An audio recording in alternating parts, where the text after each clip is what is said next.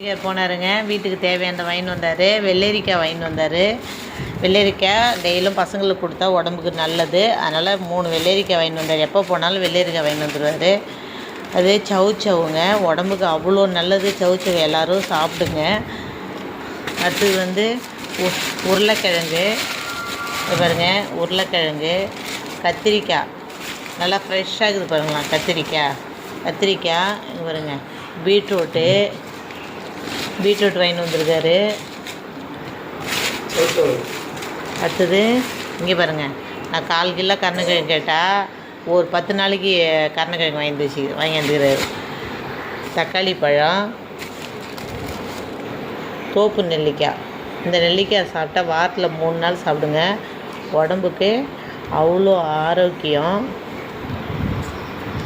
இது பாருங்கள், புடி சேமக்கிழங்கு.